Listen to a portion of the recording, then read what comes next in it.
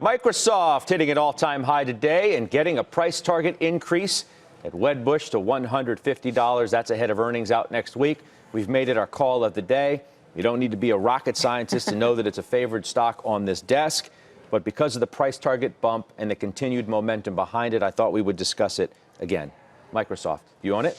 I do not, but two words. I apologize. Satya Nadella. I know. I apologize, too, because I am such a huge fan. If there's anything that's consistent about what I say, it's leadership from the top.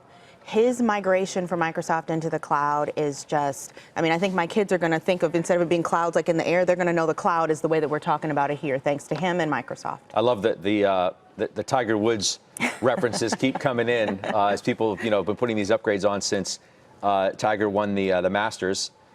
They say it's roaring through 2019 like Tiger on the 16th, right? Remember, par 3, rolls down the little slope within a couple feet, makes the birdie, goes up by 2 shots. Yeah, I love the stock. As I mentioned when I was on the show earlier in the week, I had bought options also last week, calls on it.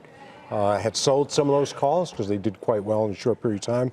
But look, Nadella, he's doing great. He's turned to a complete subscription model, which is fascinating, attacking all of the products that they didn't have in their quiver. So I think there's still more growth to come. The best style and strategy component of Microsoft is its high growth technology without the hyper volatility.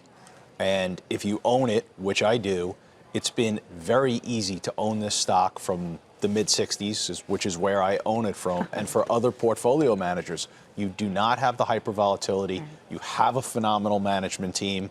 You have a diversified business that continues to show organic growth. Yes, I could see it at 150. And we're off to the races once again, talking about the $1 trillion market cap.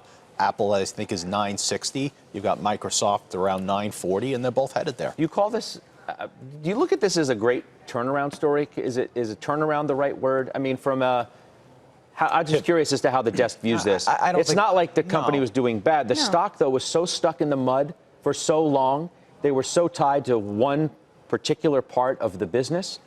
And through Nadella and the leadership of him and his executive team and being just now in the right place. Well, yeah. So is that a turnaround? Well, here it is. I think it's a typical case of fresh eyes. Removing a founder, fresh eyes saying, okay, what can we do here? We can take Microsoft, their products. We can continue to upgrade the product outlook. And we could put it on a subscription basis rather than just selling, a license for it. So you got to keep going. We could take, other things that they do, like the cloud seemed to be an easy one, right? And expand there. The cloud I'm more worried about because it's a commodity business and you see real pricing. But they keep adding products. They keep adding functionality. So you have to go after it to match the technological advances around you. And that's the key. That was the fresh eyes. Josh?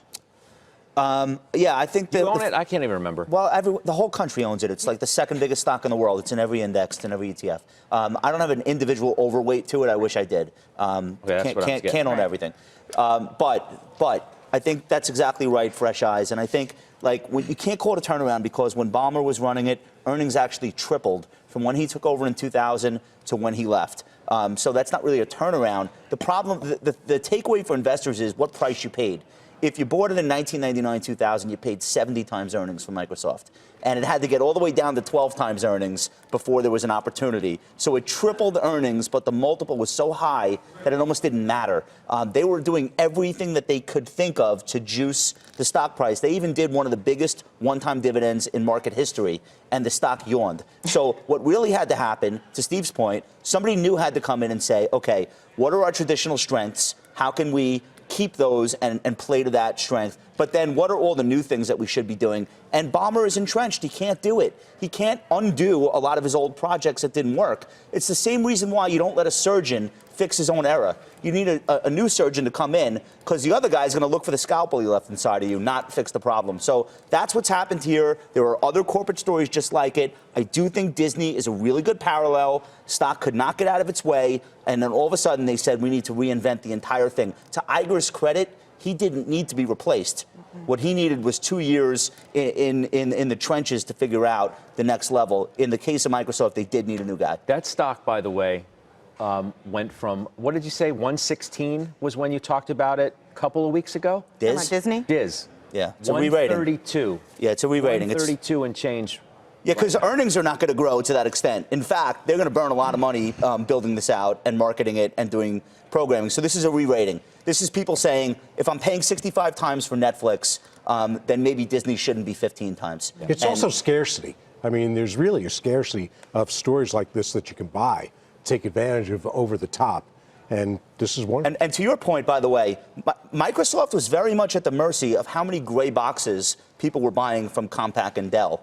That was their business. They had to live and die on the PC sales cycle. Is this the up cycle? Is this the down cycle? Now they sell direct, and they sell on a subscription model. They don't have to rely on PC sales. Disney is no longer reliant on cable systems. They now have their own destiny in their hands. They sell over the top. The biggest change with Microsoft is that Ballmer was looking externally. He was looking to buy Yahoo. He's looking to buy other things. Nadella is looking internally to say, how do we leverage our assets? And that's what changed.